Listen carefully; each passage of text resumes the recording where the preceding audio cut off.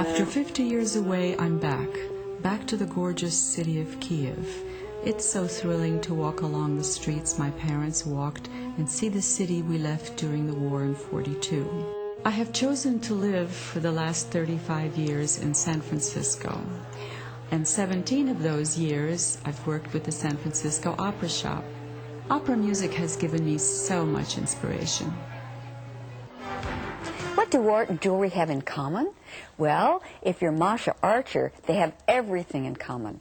Now, her jewelry is an exotic blend of the old and new, usually beginning with a central piece or object that could be a sculpture or a very special find as inspiration, and then she uses ropes of beads as symbols in such a way as to respond to the movement of the body. The jewelry actually becomes an extension of the personality of the person wearing it.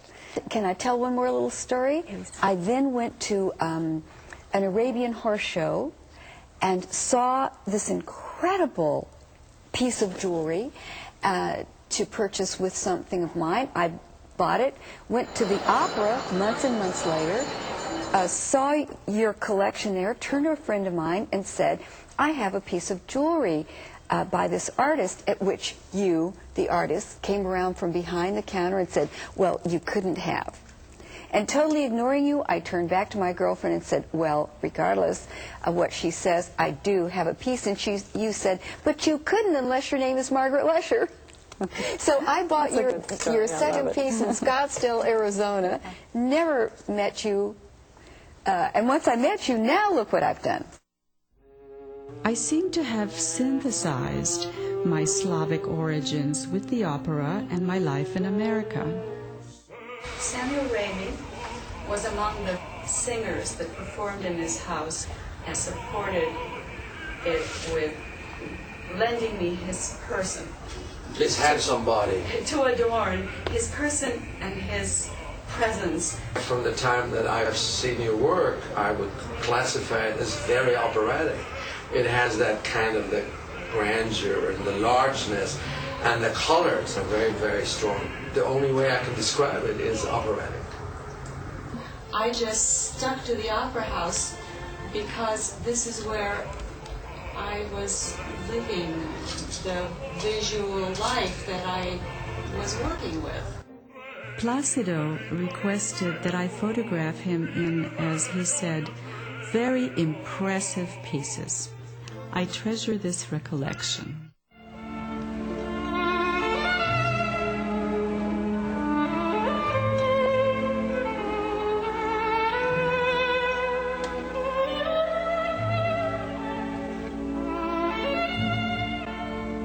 I see melodies and repetitions of themes in these pieces, and I work to achieve certain harmonies and rhythms in them, so I'm at home with the idea of motion and music in these visual pieces.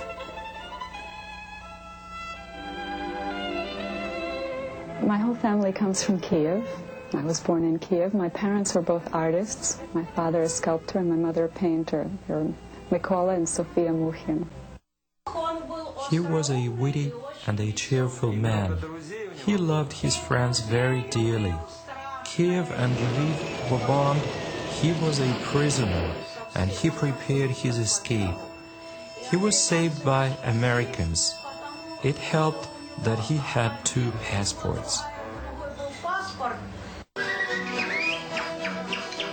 Nikolai Muhin graduated from the Kiev and Kharkov academies in the 30s. I remember that he was always interested in epic and monumental subjects. He used the image of the horse to suggest space, the vastness and freedom of the steppes. The poetry of Shevchenko was his special love.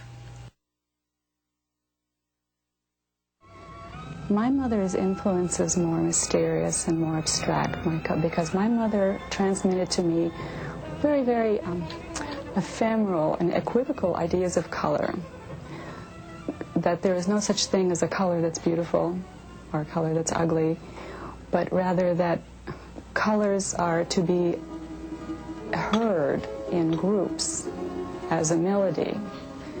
and the same notes, the same colors combined differently and recombined perpetually and differently with each other produce entirely different music.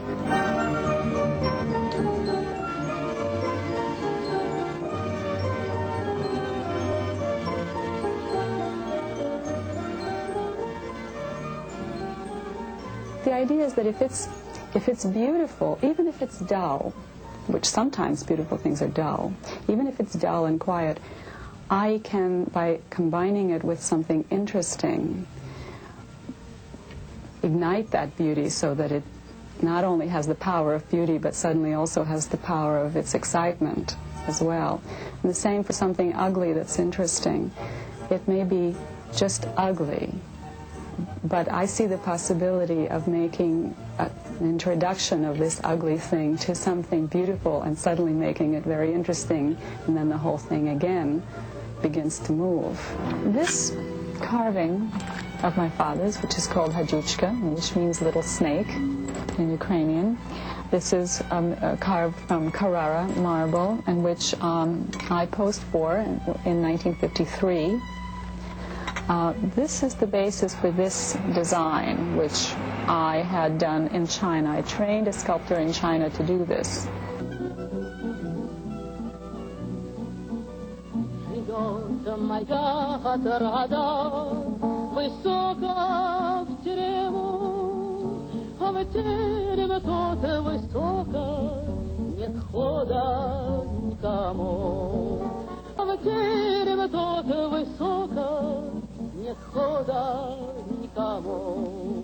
Я знаю у красотки и сторож крыльца, никто не загородит. The gowns are yours also. So did you talk about that? Yes, I did do clothing design, and my jewelry design and my clothing design and my painting are really all the same thing. And I wanted to point out that each one of these forms is an extension of my original impulse to decorate the body and to make it live with its decoration. So you wanted to have living art?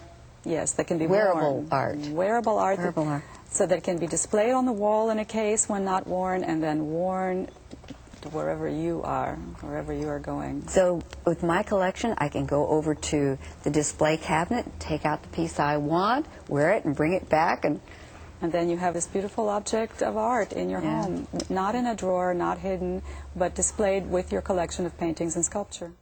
We lived in San Francisco on Minna Alley for 21 years down the street from Benny Bufano's studio.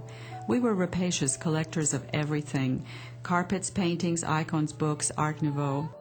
I was married to Charles Archer, a Black Mountain artist and photographer. Charles has been described as a photographer in the grand tradition. He saw himself as a photographer of women. Yes, he shot many other subjects, but it was in photographing women that he was able to bring to his theme his reverence, his joy, and his sadness, and for what he felt was the majesty, the beauty, and the eternal gallantry and heroism of women. My interest in belly dancing started in the New York clubs in the 50s.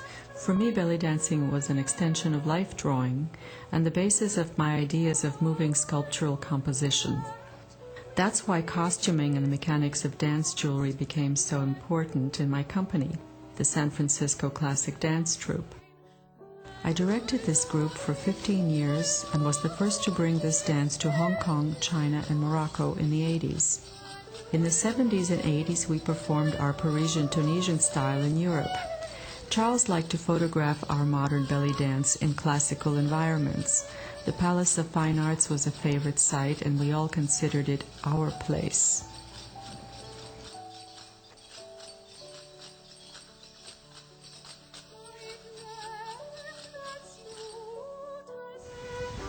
I do trunk shows for Saks Fifth Avenue all over the country, but I especially like to show in Florida.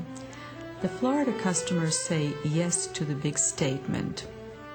I use in my work materials such as pearls, jade, coral, Baltic amber, turquoise, old African trade beads, metals, horn. The Florida customer loves color and gives me the opportunity to express my color concepts on a larger canvas. All materials are paint to me, and if pressed to explain the origins of my ideas, I suppose anything I've ever seen and loved is still within me. The 60s in San Francisco were the most 60-ish of all places. This was the epicenter of all that appetite for freedom, for generosity, and for color, to let it be. By the 70s, there was an art-to-wear category in many fine art museums. I was always interested in using dancers as models. A dancer always has wonderful placement of the head, neck, and shoulders, and knows exactly how to hold the back. Of course, these are very telling and evocative display areas for my jewelry. Charles especially liked to style the back. 20th century artists, including Man Ray, developed the idea of the female body as a string instrument, both in its attenuated sound and womanly configuration.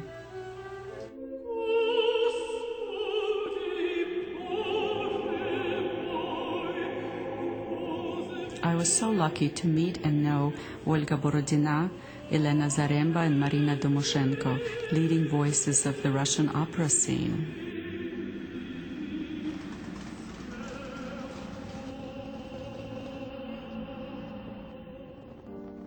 I so hate traveling by now. It is so much work. Plus, I always lose my passports, my credit cards, visas. It's so difficult, but it looks like I cannot live without doing it. I always loved and hated Russia. I finally went there with my exhibit several times, starting in '97. Working with major stores like Saks Fifth Avenue and Neiman Marcus has enabled me to keep working without stopping for a quarter of a century. It is very supportive and encouraging to know that my collector is there and has always been there.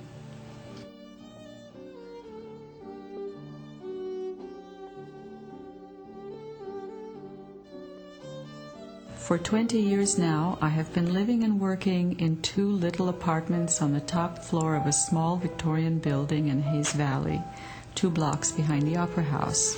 The plan was to live in one and work in the other, but I seem to be working everywhere, every room, every corridor, every stairwell.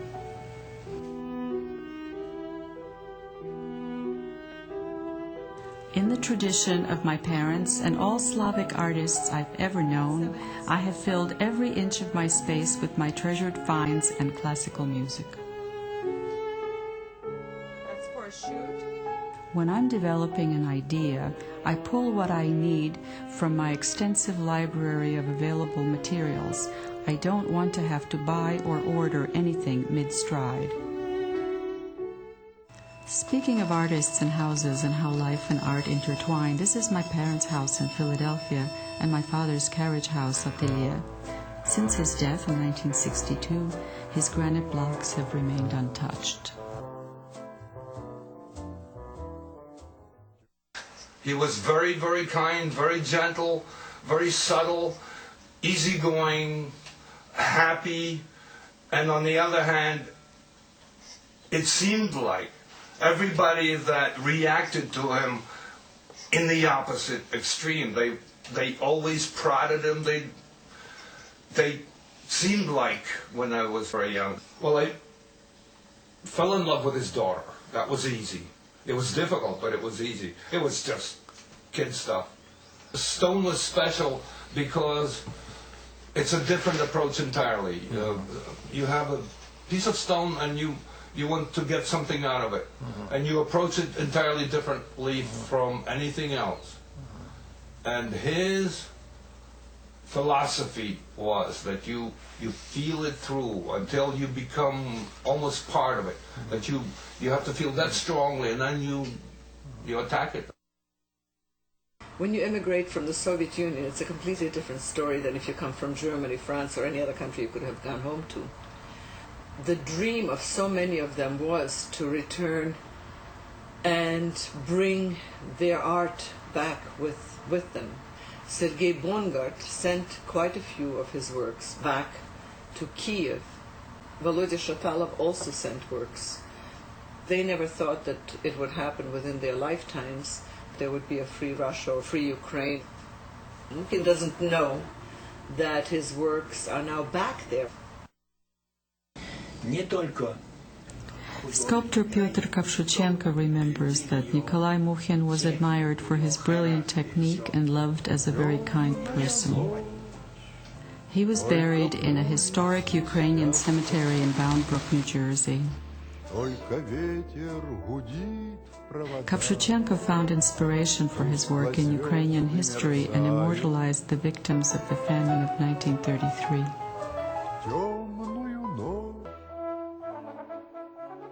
Masha потрапила до Сполучених Штатів Америки. Art historian Irina Blumina wrote about my parents' work. She is right in saying that I grew up abroad and did not really know Ukraine, but always wanted to go back there. Finally, I made it to Kiev for my exhibit. At that time, I found the family of my father's brother, sculptor Viktor Mukhin. Зокрема, рідного брата Миколи Мухіна, Віктора Мухіна. In this quiet moment in the Pecherska Lavra, I think about my family's history. My paternal great-grandfather was a member of the Russian nobility, who was exiled to the coal mines of Donbass for his participation in the Decembrist revolt of 1814 in St. Petersburg.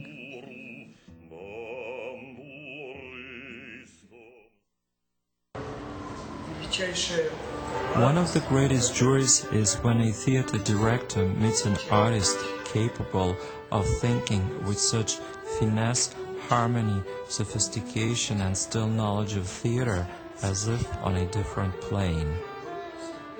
But this other plane is the same theater yet, because today's theater consists of fine facets which either harmoniously fit or they create dissonance. Both form and materials and artists' keenness of feeling are of importance. It is very important how all the details work together. Therefore, I believe we deal with reflection of the universe here. There is something significant in this work which unites us together. Only a person who so finely feels the harmony of the earth and the heavens can so wonderfully create these amazing theatrical compositions. может так тонко, неожиданно и согласованно, гармонично составить эти удивительные театральные композиции. The meter of the heart and the ritual of the eye, the benediction in comprehension that elevates the soul from the coarse confinement of torpid dialogue and base design. I've always wanted to combine as many things as possible together and make them appear to be very natural in their combination, and never to seem to have overwhelmed themselves so that it's impossible to see the design. And I think I've done that I've managed to combine a lot together, and it's all visible and clear, united, and even somewhat simple. But when I get a chance to put two sitters together like this, both of them dressed in my design ideas and looking as normal and as natural and as unforced as they do, I really feel vindicated that I'm on the right track, that I've always been right in pursuing this direction.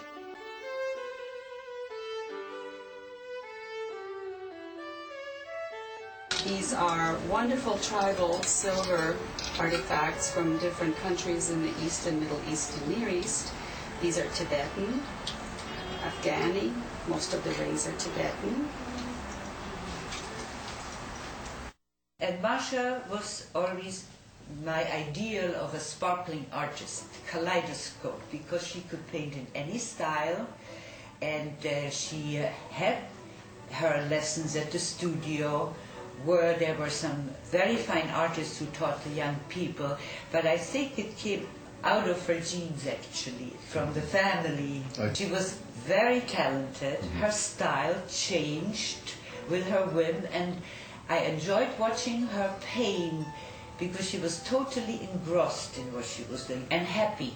She was very fond of variety in her life. She did these Renaissance dresses, outfit, and now she does that fantastic jewelry. At the beginning, she loved landscapes, and a very fine portraitist she is. She captured the essence of the person. Even if the person sometimes was not pleased with the likeness, as my sister was not quite happy about it, she thought, am I really so harsh, so puritanical?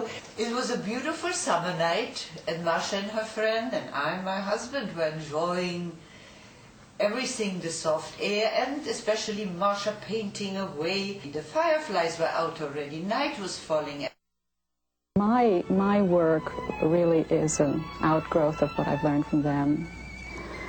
My talent is mine, but it's their background and their education and their teaching of me that has produced this synthesis of color and hard materials and design.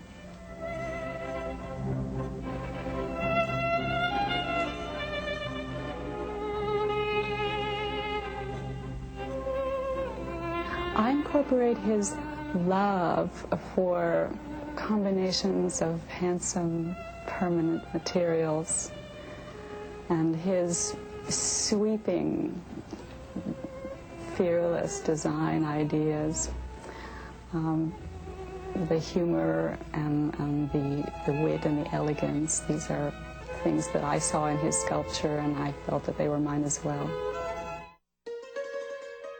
Святе місце, святе для кожного українця і для тебе, тому що ти українка, справжня українка, і що ти привезла сюди свою доню, своє майбутнє, тим більше, що Маша,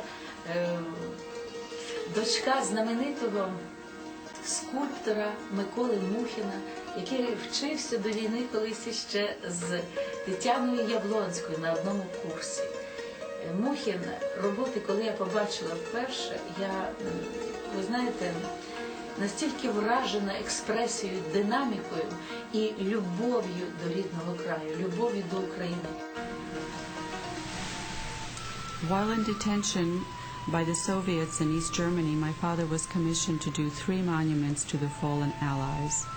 The Red Army Soldier Monument in Hanover, the Weeping Woman, and the Khadyaga, which means a person near death from starvation, installed in Bergen-Belsen.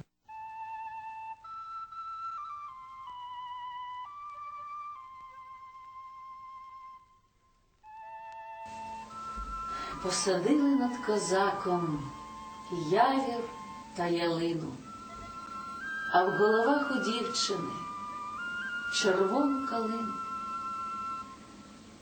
Прилітає зозуленька над ними кувати, прилітає соловейко щоніч щебетати.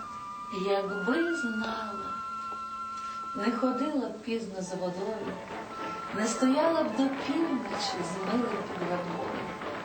Якби знала, і то лихо попереду знати, що нам в світі зустрінеться. Не знайте, дівчата, не питайте свою долю. Само серце знає, кого любить.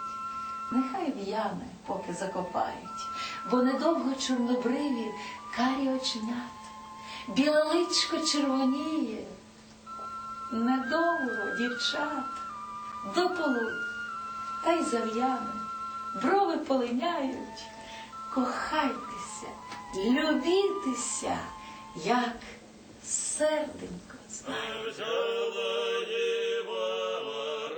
Throughout the years of my life, I've had the privilege of working with the most wonderful and beautiful people. I hope that I've been able to express my love and gratitude to them with what I have created.